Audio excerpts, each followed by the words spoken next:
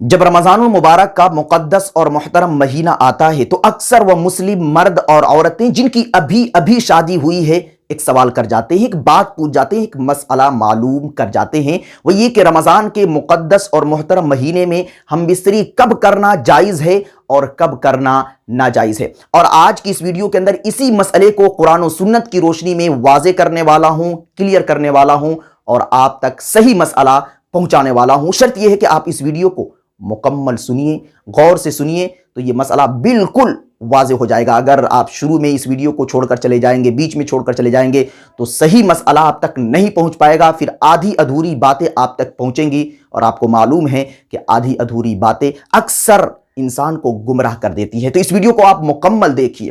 دوستو، اللہ کے رسول صلی اللہ علیہ وسلم کی ایک حدیث ہے، حضرت براء بن عازب رضی اللہ تعالیٰ عنہ روایت کرتے ہیں کہ جب روزے فرض ہوئے تو شروع کے مرحلے کے اندر، یعنی ابتدائی مرحلے کے اندر، افطار کے بعد جب تک آپ نہیں سوئے ہیں اس وقت تک آپ کھا سکتے ہیں، پی سکتے ہیں اور اپنی بیوی کے پاس جا کر بیوی سے لطف اندوز ہو سکتے ہیں۔ جیسے ہی کوئی شخص سویا تو سونے کے بعد اس کا دوسرا روزہ شروع ہو جاتا تھا، یعنی عشاء کی نماز پڑھنے کے بعد اگر کوئی شخص سو گیا تو سونے کے بعد دوسرا روزہ شروع ہو گیا۔ سونے کے بعد اگر کوئی شخص بیوی کے قریب چلا گیا، بیوی سے مل گیا یا کچھ کھا لیا، کچھ پی لیا تو دوسرے دن کا روزہ ٹوٹ جاتا تھا۔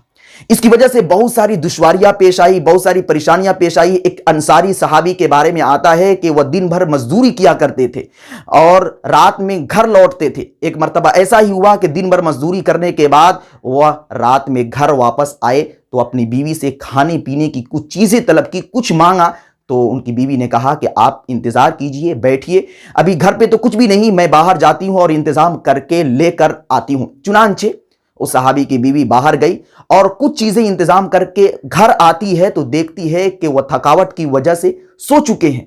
پھر ان کی آنکھ کھلتی ہے تو اس وقت کا تصور اور اس وقت کا خیال یہ تھا کہ سونے کے بعد کچھ کھانا، کچھ پینا جائز اور درست نہیں، اگر کھا لیا جائے، پی لیا جائے تو روزہ ٹوٹ جاتا ہے۔ اسی لیے انہوں نے بغیر کچھ کھائے اور پیے روزہ رکھ لیا اور صبح کے وقت دن میں وہ بے ہوش ہو گئے۔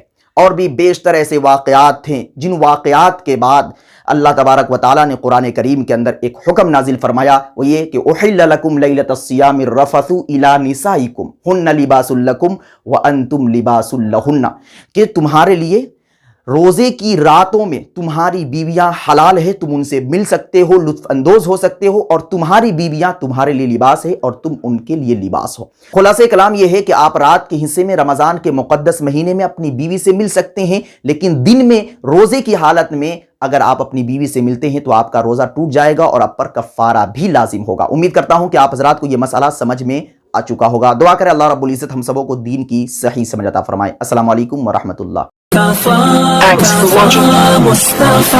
Don't forget like, comment, share and subscribe to Al Haq Media.